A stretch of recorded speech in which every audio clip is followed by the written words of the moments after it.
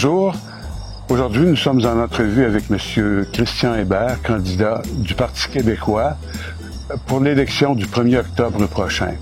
D'abord, Christian, quelle est la raison, parce qu'on vous a demandé de choisir vous-même le lieu de l'entrevue, et pourquoi on l'a fait ici? Là, évidemment, j'imagine qu'on est sur vos terres. Là, et effectivement, on est chez moi, mon milieu de travail, leur milieu de travail, comme vous pouvez voir nos employés. Il faisait beau aujourd'hui. C'était de donner une vision de ce qui est le paysage, le patrimoine agricole et le plus grand moteur économique de Portneuf. OK, parfait. Bon, maintenant, Christian, on va aller s'asseoir et on va poursuivre l'entrevue. Fantastique. D'abord. OK, à tout de suite. Bon, Monsieur Christian Hébert, on continue notre entrevue. Tout d'abord, une question qu'on demande à tous les candidats dans le cadre de ces entrevues-là. Vous êtes né à Québec, là, que vous m'avez raconté tantôt. Oui, je suis né à l'hôpital Chauveau. J'ai grandi dans le haut de Charlesbourg, une petite rue. On était seulement deux dans la forêt avant qu'il y ait les développements résidentiels.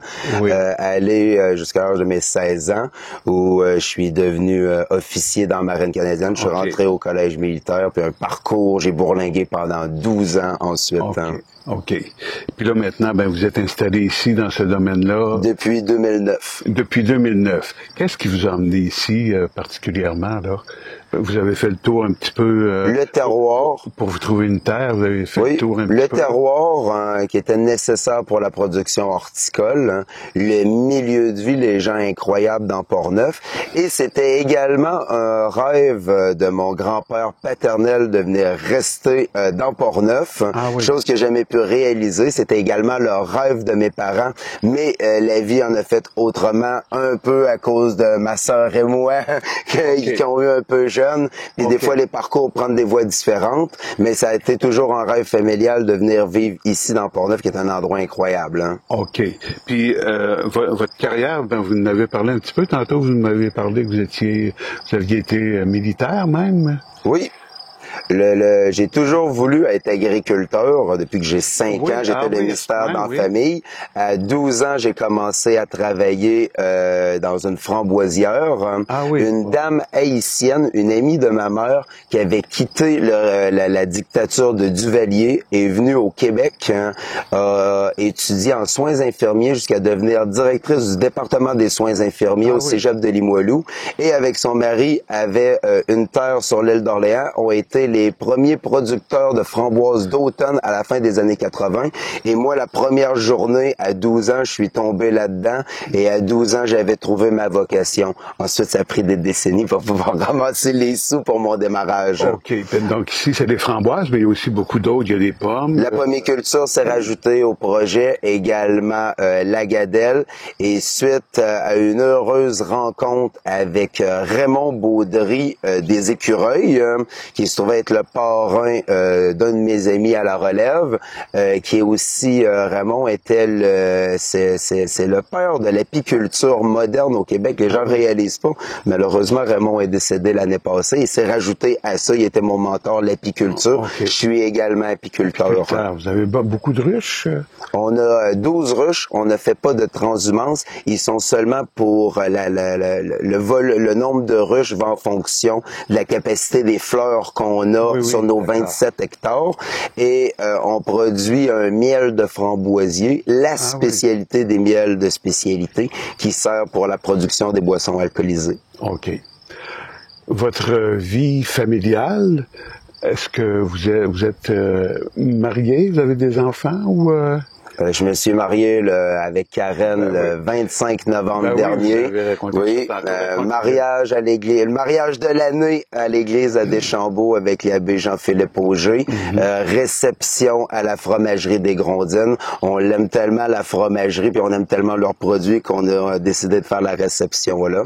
Et c'est bien sûr un projet qu'on a dans la prochaine année là, de fonder notre famille. OK.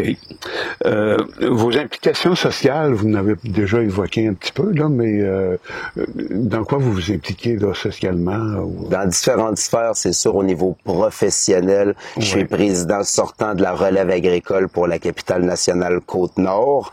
Également, second vice-président au niveau national, la FRAC. Hein.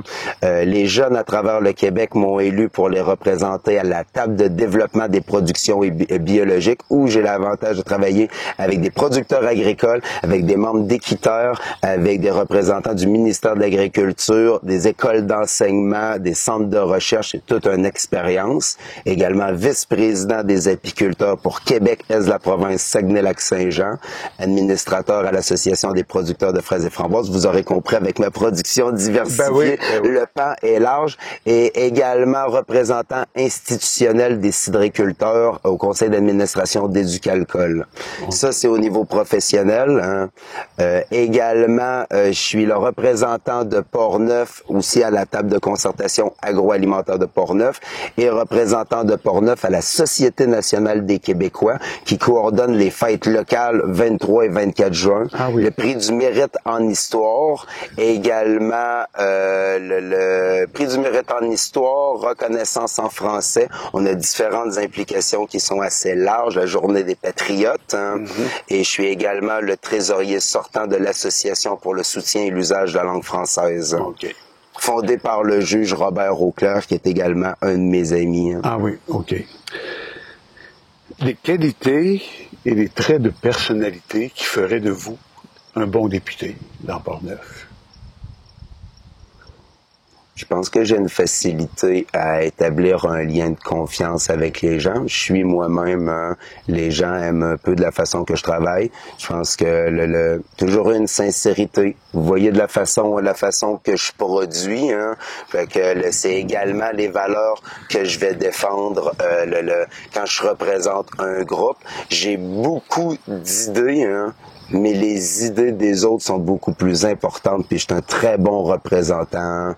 Je parle, mais j'écoute énormément, et quand les gens ont pris une décision, ben je deviens leur représentant et je fonce. Maintenant, les gens ont aussi confiance en moi. Si à un moment donné une opportunité se propose, ils me disent, ben Christian, t'as les connaissances et les compétences, hein, et souvent on me dit, fais preuve d'initiative, puis je pense qu'à tous les niveaux, les gens ont été satisfaits. On dit, on fait de la représentation au niveau de la relève agricole, mais après ça, des fois le pan est plus large. On parle d'adéquation au niveau de la formation en agriculture à l'échelle du Québec, implication aussi au niveau de la lutte contre la détresse psychologique. C'est des choses qui m'intéressent, qui me motivent. Hein. Puis je pense que de partout où j'ai passé, les gens sont très fiers.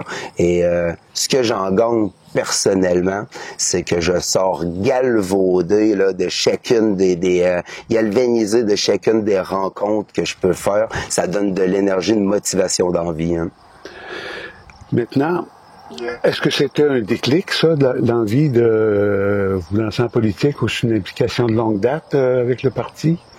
Oui, ben j'étais déjà membre de l'exécutif pour le Parti québécois dans Portneuf. Hein, Depuis longtemps? Ça fait au moins plus de 2 ans que je suis à l'exécutif. Okay. Hein, et pas membre depuis toujours, parce que avant que le fédéral change les lois, toutes les années que j'ai été officier dans la marine canadienne, il y avait un règlement qui nous imposait, on ne pouvait pas s'impliquer au niveau d'un parti politique. Okay. Fait que si vous regardez ma date d'adhésion, ben comprenez que pendant 12 ans et 1 mois, je n'ai pas pu être membre. Hein. OK.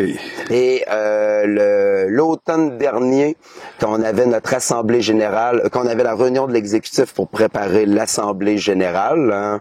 Il y a eu un tour de table pour voir les candidatures potentielles dans Portneuf. Et dès que le tour de table a commencé, ben mes amis et collègues au parti ont commencé à parler d'un jeune producteur. Oui, il pourrait avoir un jeune producteur de Portneuf qui fait sa mise en marché, qui est très impliqué.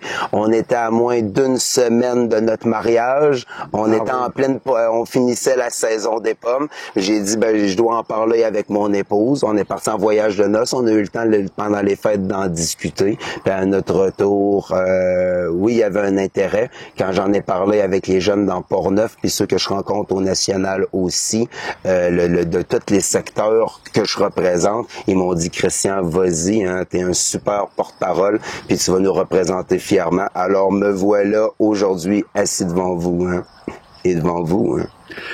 Votre vision de Portneuf, de Québec et même du monde.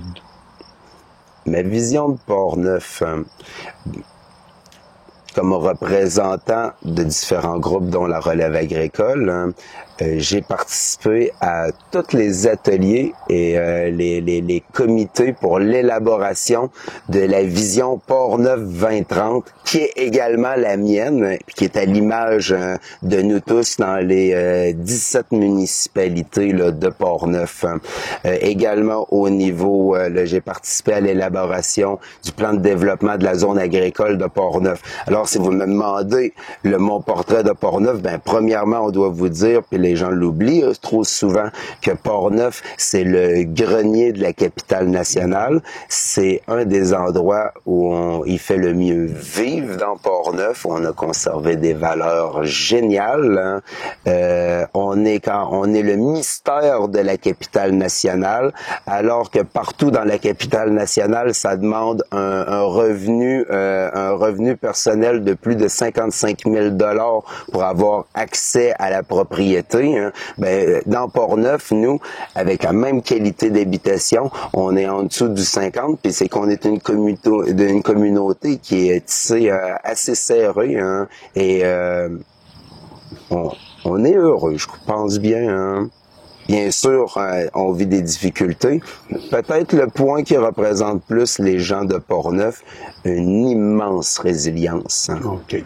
Ma vision du Québec, mais aussi au niveau mondial, hein, dans tous les secteurs, on a une expertise incroyable. On a 400 ans d'histoire incroyable, hein, une fabuleuse histoire qui est la nôtre. Puis puis on va continuer à avoir un rayonnement, hein, sur les milliards de personnes que sur la planète. Hein. Ça nous amène évidemment, là, il nous reste quelques minutes qu'on pourrait parler de politique comme telle, oui. Le programme, et puis vous, qu'est-ce que vous voyez en tant que député, ça va être quoi vos points d'intérêt principaux? Il y a différents points d'intérêt, mais on va pas se le cacher, puis on n'est pas dupe. Si on me demande c'est quoi la priorité, notre priorité va toujours être la santé. C'est le choix collectif qu'on a fait d'investir massivement là-dedans. Mais depuis des mois, des années, je suis à la rencontre des Portneuvoises et des Portneuviens, et plus activement, bien sûr, dans les dernières semaines. Puis quand je vous parlais de résilience, ça, on s'en rend compte. Quand on rencontre les gens, ils vont pas parler nécessairement de délai dans les hôpitaux. Hein. Sûr que 17 heures, c'est trop. Ouais, 90 minutes, même si quand on va au garage, il était capable de faire ça, ça serait génial. Bizarrement, de façon surprise, niveau du protocole ambulancier, hein, les gens peuvent toujours se dire, tu sais, je vais appeler une ambulance. On peut comprendre qu'elle soit loin. Les gens se doutent jamais que des fois, la nuit, dans Portneuf, il n'y a plus d'ambulance, et qui ont tous été envoyés de l'autre côté. Ils peuvent être jusqu'à Beauport. Fait que si on appelle, l'ambulance peut partir de Beauport pour venir dans Portneuf. Et au niveau d'un protocole ambulancier déficient, ben on peut, juste à cause d'un niveau administratif, ne pas être emmené au bon endroit. Peut-être que ça n'arrive pas souvent, mais si les gens ont plus confiance dans le système auquel ils participent, ça c'est inquiétant. Au niveau de l'emploi aussi, hein. Et l'emploi, c'est trop facile de dire qu'il y a une pénurie de travailleurs. Hein. Effectivement, dans certains secteurs spécialisés, hein, il peut en avoir, hein, mais des fois ça demande d'être imaginatif. Vous voyez les travailleurs que j'ai ici au champ qui viennent d'un peu partout, de Portneuf et de la capitale nationale, mais à cause qu'on a un système de transport qui n'est pas celui qu'on mérite d'avoir, ben, un producteur comme moi va louer un autobus qui va partir de Lévis le matin, qui va faire plusieurs points d'embarquement de Charlesbourg jusqu'à Saint-Augustin, hein, pour ramasser les travailleurs, va venir les déposer ici à 6h30 le matin, va retourner à Québec et va revenir en fin de journée. Mais comme société, c'est justement le but de pouvoir coordonner tout ça. Hein. Et quelqu'un qui me dit, moi je suis pas touché par le transport en commun, ben il faut jamais oublier que dans toute la capitale nationale, c'est nous qui avons le plus faible taux de diplomation post-secondaire, c'est-à-dire des jeunes qui vont finir leur secondaire mais qui vont pas aller au collégial ni à l'université. Et une des raisons, c'est que le transport, tu vas devoir faire 74 km pour aller au cégep, ça va demander que tu aies un véhicule fiable, pareil comme si c'était un ouvrier de l'aluminerie Alcoa, mais que tu as 1/10 du budget. Hein. Et c'est inimaginable de dire à un jeune, va vivre à Québec, va trouver un emploi à Québec, puis dans 3, 4, 5 ans, tu viendras revivre dans Portneuf. Hein. C'est des Portneuvois, des Portneuvoises, puis les jeunes veulent travailler ici aussi. Hein. Puis c'est normalement, comme représentant de l'État, puis les structures dans lesquelles on a décidé d'investir, sont justement pour qu'on ait une communauté solide avec les services. Hein. OK. Comme dernière question, pour terminer l'entrevue, Christian, qu'est-ce qui va arriver avec le Parti québécois au pouvoir? Est-ce que vous allez faire tout de suite la promotion de l'indépendance? Je pense que vous envisagez pas ça pour le premier mandat, peut-être?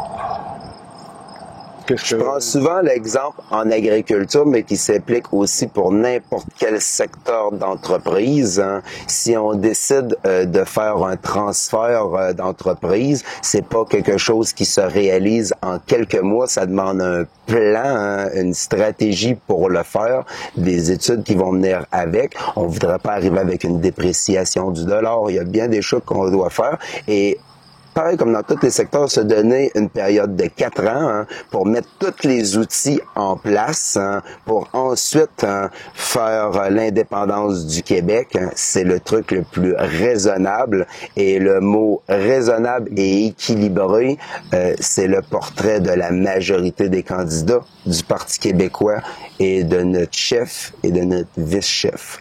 Bon, ben parfait. On va conclure notre entrevue là-dessus. Je vous remercie infiniment. C'est un plaisir. Que vous nous avez consacré. Et puis, je vais vous souhaiter une très bonne campagne électorale d'ici le 1er octobre. Merci beaucoup. Merci beaucoup.